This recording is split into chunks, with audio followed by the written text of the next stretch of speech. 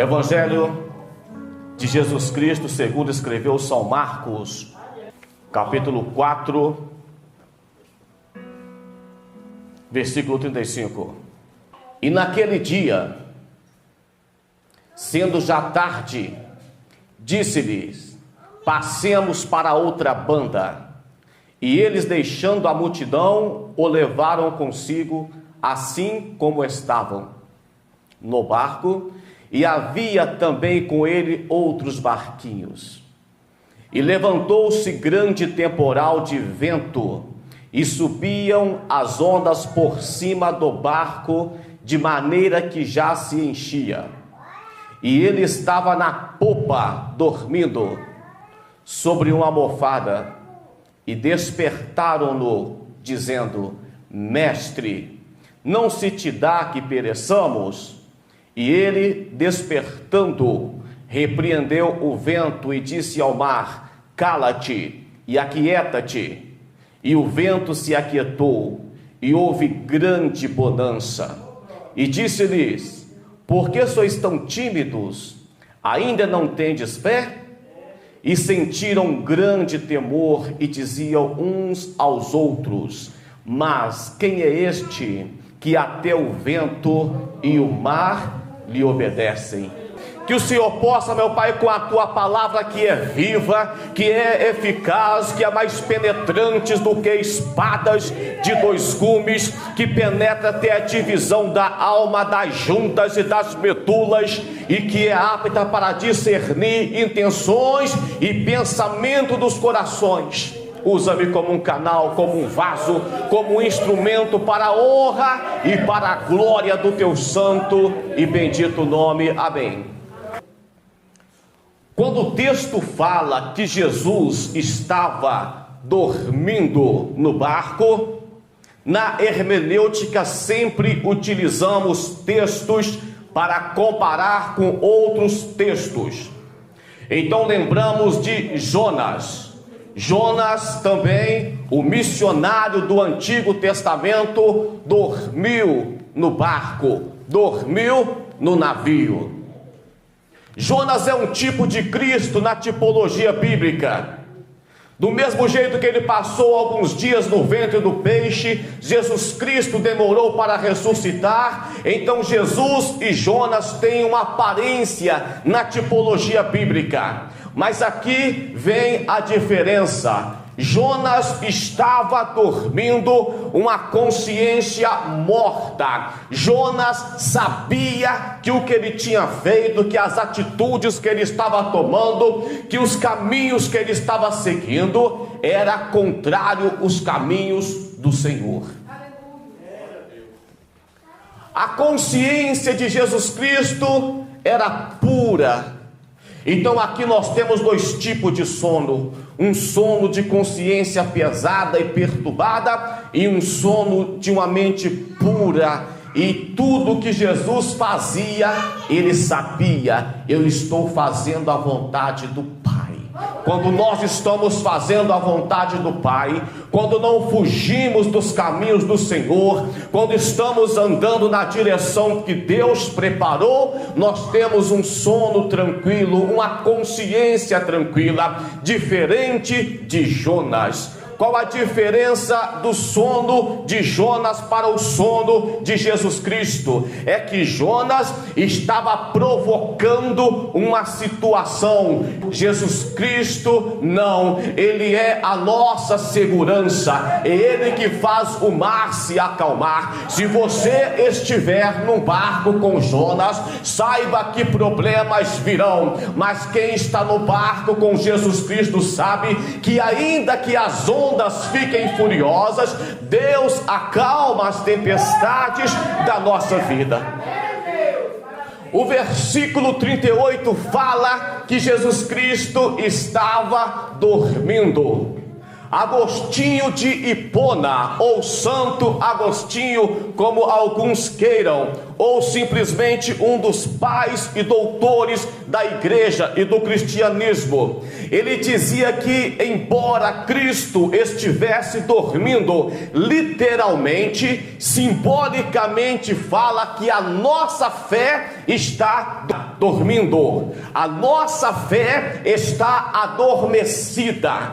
Então não é Cristo que dorme na minha vida, sou eu que durmo com a minha fé. Não é Cristo que para de operar milagre, é eu que paro de orar. Não é Cristo que para de me usar, é eu que deixo de ficar à disposição. Simbolicamente falando, Cristo dormindo, eu que estou dormindo espiritualmente, porque Jesus Cristo nunca deixou de ser Deus, a palavra de Deus nunca deixou de ser fiel. Jesus Cristo diz: passarão os céus e a terra, mas a minha palavra jamais hão de passar. Cristo não dorme. Quem dorme é a nossa fé. Olha só o mimimi dos discípulos: não se te dá que nós pereçamos. Em outras palavras, o Senhor não se preocupa conosco. Por que é que o Senhor está dormindo e nós passando dificuldades? Vivemos tempo de mimimi, pessoas questionando Deus. Deus não se importa comigo, Deus não me ama mais, eu não sei o que Deus não se preocupa conosco. E Jesus Cristo resolve o problema deles e fala com eles assim: por que é que vocês estão tão tímidos, homens de pequena fé? Viu? É a fé que estava adormecida. Em outras palavras, Jesus dormindo ou não, os discípulos deveriam ter fé o suficiente para mandar que a tempestade se acalmasse. Mas vivemos deitados eternamente em berço esplêndido, esperando Deus fazer tudo por nós. Eu quero ser um bom pregador, mas não quero ler Bíblia. Eu quero ter muita unção e muita autoridade, mas não quero orar e nem jejuar. Eu quero parecer crente, mas os meus frutos... Jesus Cristo disse que pelos frutos você conhece a árvore. Os meus frutos é que vai dizer quem eu sou. É por isso que gente começa com muito barulho, com muito movimento, com muita coisa, e passa uns dias, ele cai, desvia, sai da igreja, e você fala: o que é que aconteceu com fulano? Era uma árvore, mas que tinha frutos maus. Um dia o fruto aparece, quando o fruto aparece, a máscara cai. Agora o impressionante é que depois que Jesus resolve o problema deles, aí eles começam a perguntar assim: quem é este que até o mar e o vento lhe obedecem? Será que não sabia quem era Jesus? Será que não sabiam com quem eles estavam andando? Quem é este que até o vento e o mar lhe obedecem? Eu quero acreditar que nessa noite, como cristão, como servos do Senhor Jesus Cristo, você tem a resposta para essa pergunta. Se te perguntar nessa noite quem é Jesus, você sabe responder quem é Jesus? De acordo com 1 João capítulo 2 versículo 1, ele é o nosso advogado. Só que ele não é simplesmente um advogado, ele também, de acordo com Tiago capítulo 5 versículo 9, ele é o nosso juiz. Mas não é um juiz qualquer que tem por aí, porque de acordo com Atos capítulo 22 versículo 14, ele é justo. Então ele é um juiz justo, mas não é um simples juiz que faz cumprir a lei, porque de acordo com Tiago capítulo 4 versículo 12, ele é o legislador. Legislador é aquele que faz a lei. Então Jesus Cristo, ele faz a lei, ele cumpre a lei, ele defende, ele é tudo em todos em nossa vida. Você pode adorar o nome de Jesus nessa noite? Como pessoa ele é, de acordo com Efésios capítulo 1 e versículo 6, o amado, mas ele também é o filho amado, de acordo com Mateus capítulo 1 e versículo 23. Ele é o amado de Deus, de acordo com Mateus capítulo 5 versículo 9. Ele é o filho amado do homem, filho do homem, em Mateus capítulo 16 versículo 27. Além de filho de Deus e filho do Altíssimo, de acordo com Atos capítulo 3 versículo 15, ele é o autor da vida, e de acordo com Hebreus capítulo 5 versículo 9, talvez seja o mais importante, ele é o autor da minha e da sua salvação. Adore esse Deus. Quem és tu? Quem é este que até o vento e o mar lhe obedecem? Quem é? Quem é Jesus? Jesus responde essa questão no livro de João, capítulo 14, versículo 6, Evangelho de Jesus Cristo, segundo escreveu São João, capítulo 14, versículo 6, Jesus fala assim: eu sou o caminho, eu sou a verdade e eu sou a vida. O termo aqui, eu sou, só Deus pode utilizar, ninguém mais pode dizer que é além de Deus.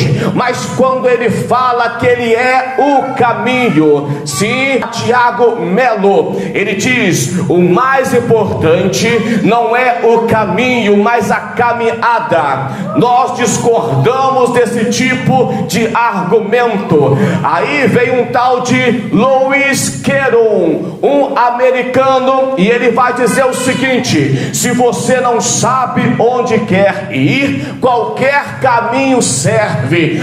A diferença nossa para a diferença de pessoas que não sabem para onde quer ir é que nós sabemos para onde estamos indo. Essa é a nossa diferença. Não é qualquer caminho que serve para mim. Eu fico olhando pessoas procurando caminho e em busca de um caminho. Alguns começam na droga, enche a cara de drogas, drogas lícitas e drogas ilícitas. Pessoas que em busca de um caminho se aprofundam no mundo de prostituição, ou até mesmo de buscando ser mais intelectual. Alguns querem dinheiro, uma forma de poder, uma forma de caminhar, e se afunda em uma filosofia barata que diz que qualquer caminho serve. Nós somos diferentes deste mundo.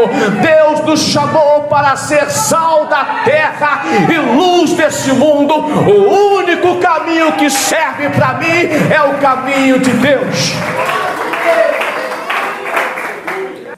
Eu sou a verdade. Verdade, eu sempre digo, é um problema filosófico. Desde da filosofia clássica, Platão, Aristóteles, eles já questionavam sobre verdade. Chegou um tempo que descobriram, não, verdade é uma metáfora. Quando queremos dizer que algo é verdadeiro, algo, queremos dar ênfase a alguma coisa, dizemos que isso é verdade. Eu falo de Nietzsche. Mas sabemos que não existe uma verdade do ponto de vista humano. Alguém poderia dizer: esse culto está uma bênção. O outro vai dizer: gostei muito não, prefiro de outro jeito. Alguém poderia dizer: o culto está uma barulheira. O outro diria: eu queria um culto mais tranquilo, mais calmo. É o gosto.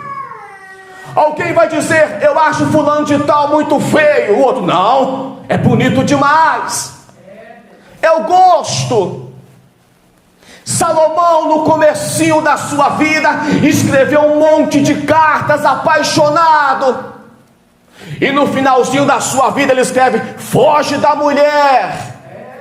A verdade de Salomão mudou com o tempo. A minha verdade muda com o tempo. Nós mudamos o tempo todo. É por isso que só Jesus pode dizer: eu sou.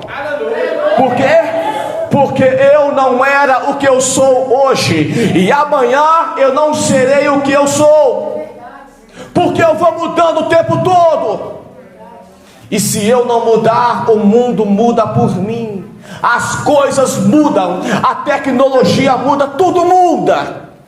É por isso que o filósofo já diz que ninguém pode tomar banho no mesmo rio 2 vezes, porque o rio não é o mesmo. E você que entrou lá, às vezes quente, meio sentir o calor e saiu gelado, com frio, com fome de dentro de um rio, você também não é a mesma pessoa. Você não será a mesma pessoa depois que sair por essas portas. Porque nós viemos ter um encontro com Jesus Cristo. E todo mundo que tem encontro com Ele sai melhor do que quando chegou. E Jesus finaliza dizendo: eu sou a vida. Quando fala que Ele é a vida. É por isso que só Jesus podia morrer na cruz por mim e por você. Porque Jesus não simplesmente morria. Ninguém pode matar Jesus. Jesus só morreu quando Ele quis morrer. Ele disse: Pai, em tuas mãos eu entrego o meu espírito. Está consumado. Então Jesus se retira, vamos dizer assim. Por que é que só Jesus podia morrer por mim e por você? Porque se eu parar de respirar o fôlego de vida que eu tenho, eu não consigo retornar mais. Mas Jesus Cristo é o autor da vida. Ele é o gerador da vida. Então Ele para de respirar e volta a respirar quando Ele quiser. Só Jesus Cristo podia pagar o preço para mim e por você. Trazendo o texto para a realidade nossa.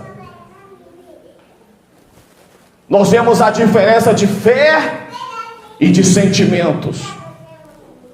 Começamos o culto lendo em Salmo 46. Ele diz que Deus é o nosso refúgio e fortaleza.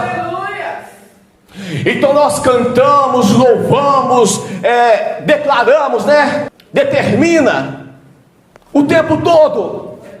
Mas quando a tempestade bate na porta, aí a falta de fé aparece. O sujeito determina o tempo todo, mas quando o mar está bravio e o barco está prestes a afundar, falta a fé que lemos no livro de Salmo 46, que Deus é o nosso refúgio, ainda que as águas rugem e se perturbem. Segundo exemplo, trazendo o texto para o nosso dia, a tempestade que está do lado de fora do barco não pode atingir quem está dentro. Lembra da casa? Jesus Cristo disse que o homem sábio edificou a sua casa sobre a rocha. Olha só, chuva por cima, vento do lado, inundação por baixo. O que está dentro da casa tem que estar seguro. Nada atingiu a casa de dentro para fora. José passou por um monte de problemas. Foi acusado injustamente, foi para a cadeia, mas não deixou que nada abalasse a sua fé. Daniel é lançado na cova dos leões, e a cova dos leões nunca entrou em Daniel. Paulo e Silas presos, depois de apanhar, depois de ser humilhado, eles adoravam o nome do Senhor. João na ilha de Pátimo, isolado, abandonado, sozinho, ele via a glória de Deus. Não deixe que aquilo que está do lado de fora do barco atinja a sua vida. Terceiro, por Por que é que aqueles homens estavam com medo? Porque faltou fé. Simbolicamente, quando falta fé, Jesus está dormindo. Ou o que é que faz despertarmos o Mestre? As tribulações, os problemas. É por isso que muita gente tem que passar por lutas, tem que passar por problemas, por tribulações. É claro que o Mestre já está acordado, mas o crente precisa de exercitar a sua fé. Vivemos tempo de crise, mas é preciso de confiarmos no Senhor.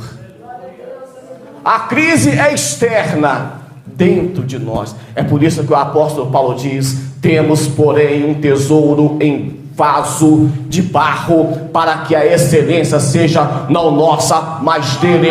A diferença é que aquele que serve a Deus tem o Espírito Santo dentro da sua vida, dentro do seu coração, e não se deixa abalar pelos problemas externos.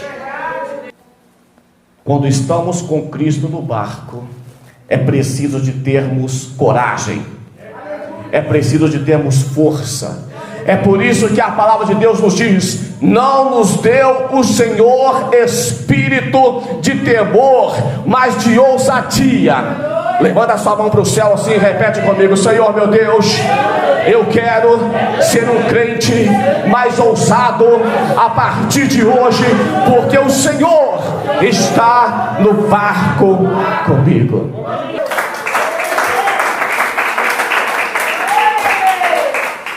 E para finalizar, não deixa que o balanço do barco balance também a sua fé no Senhor Jesus Cristo. Fique de pé, você que pode. Eu quero despedir do pessoal que está em casa, está no Facebook. Deus abençoe a vida de vocês. Estenda sua mão para o céu, uma das mãos, a outra no rumo do coração, e olhe comigo assim: Senhor Deus, eu quero te pedir que o Senhor aumente a minha fé. Eu sei que o barco está correndo perigo. Eu sei que o mar está bravio. Temos luta de todas as partes, mas precisamos de confiar mais no Senhor. Senhor Deus, segura em nossas mãos e não deixa o nosso barco afundar. Adore o nome do Senhor com suas palmas.